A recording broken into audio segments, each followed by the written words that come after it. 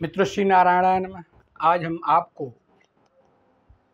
इस वीडियो के माध्यम से बताएंगे कि क्या आपकी कुंडली में विदेश यात्रा का योग है कि नहीं है। ऐसा बहुत प्रश्न आता है। तो ये सूत्र है, यदि लग्नेश नवम भाव में हो, नवमेश लग्न में हो तो जातक विदेश यात्रा करेगा। ये लग्न है, इसको लग्न कहते हैं। कोई भी अंक हो सकता है, 1 से लेकर 12 तक। इसका स्वामी अगर नवम में हो तो 1 2 3 4 5 6 7 8 9 10 11 12 9 में। लग्नेश अर्थात कर्क है, कर्क का स्वामी चंद्रमा। लग्नेश अगर नवम भाव में है और नवम में कौन राशि है? 12, मीन राशि। इसका स्वामी बृहस्पति अगर लग्न में है तो विदेश यात्रा का योग बनेगा। ये पहला सूत्र है। दूसरा सूत्र क्या कहता है? यदि लग्नेश नवमेश दोनों एक साथ नवम या तृतीय भाव में बैठे हों तो विदेश यात्रा होगी। लग्नेश लग्न का स्वामी और नवम का स्वामी नवम में बैठे हों तथा लग्न का स्वामी और नवम का स्वामी दोनों तृतीय भाव में बैठे हों, तब भी उसको विदेश यात्रा का योग बनेगा। तीसरा सूत्र क्या कहता है? यदि लग्नेश लग्न में नवमेश लग्न में हो तो विदेश यात्रा होगी। लग्नेश लग्न में हो और नवमेश नवम भाव में ही हो तब भी विदेश यात्रा का योग बनेगा। अगला सूत्र क्या है?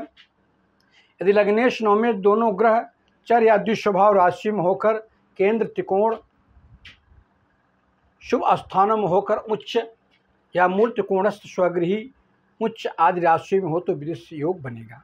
ये कह रहे हैं यदि लग्नेश नवमेश दोनों ग्रह चर या द्विस्वभाव राशि में हो।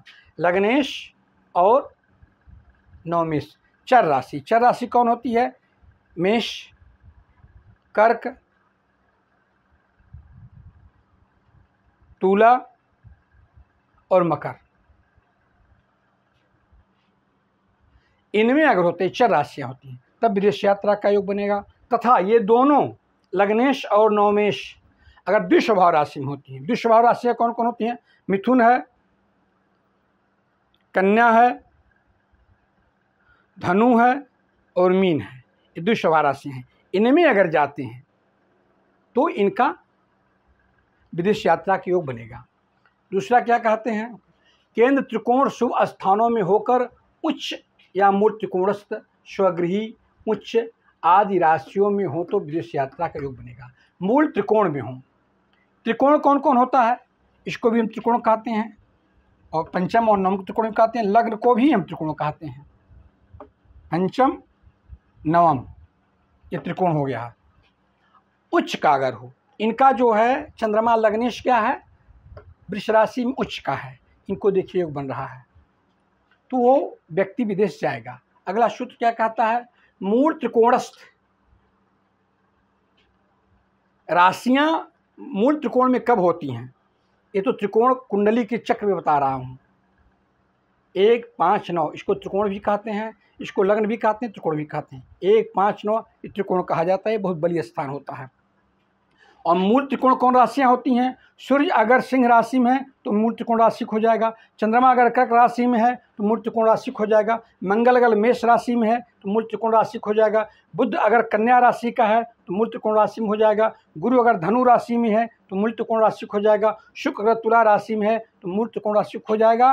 और कुंभ अगर शनि अगर कुंभ राशि में है तो मूल त्रिकोण राशि का हो जाता है। लेकिन इसमें डिग्री भी देखी जाती है, कितनी डिग्री के बाद हो जाएगा तो वो मूल त्रिकोण में हो जाएगा।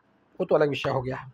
ये राशियाँ ये कहते हैं कि मूल त्रिकोण में हो और स्वगृही हूँ, अपने घर में हूँ, तब भी उसको विदेश यात्रा का योग बनेगा। उच्च का हूँ, उच्च का लग्नेश उच्च का है। इनका कर्क का स्वामी चंद्रमा दूसरे भाव में बैठा है, वृष राशि में है, ये यहाँ उच्च का हो गया है। तो ये उच्च आदि राशि में हो विदेश यात्रा का बनेगा।